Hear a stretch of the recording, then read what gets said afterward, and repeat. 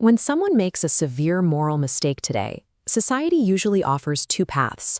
We either turn a blind eye and call it tolerance, or we completely destroy the person's life in the public square. Both of these extremes take a massive psychological toll.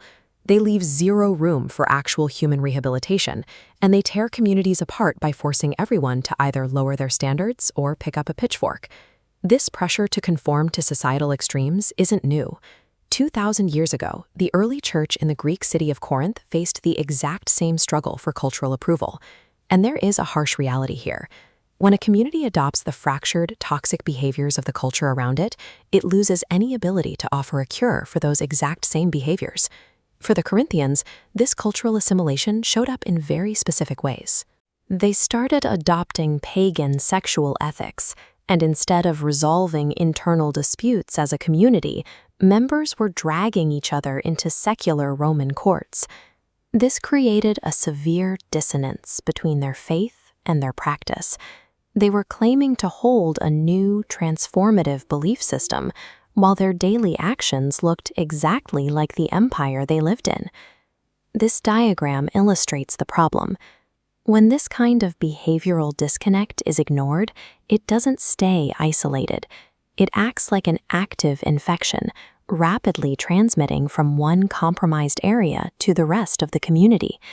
A church cannot function as a center of healing if it is suffering from the exact same moral sickness it is supposed to be treating. The Apostle Paul saw this crisis unfolding and stepped in with a radical intervention, documented in his first letter to the Corinthians, demanding an immediate halt to their trajectory. He gave them a strict command. They needed to stop outsourcing their problems to secular judges and start addressing flagrant, unrepentant mistakes internally. He offered an alternative to both secular litigation and moral relativism, a system of redemptive justice. Paul's directives function as precise medical interventions. They exist to preserve the community's integrity before the moral infection becomes terminal. Think about the difference between a secular courtroom and a family unit. A court is cold, punitive, and individualistic. A family is warm, deeply interconnected, and focused on the future of its members. We can understand this better through Filipino theological concepts like pakikipagkapwa, which means a deeply shared identity with others, and damayan, the practice of mutual support in a crisis. When a community operates with a truly shared identity, the unaddressed mistakes of one person directly degrade the spiritual and emotional health of the entire corporate body. This helps explain Paul's seemingly extreme command to deliver this man to Satan. He wasn't casting a curse. He was instructing the church to deliberately remove their protective community safety net. We can see the logic of this intervention mapped out here.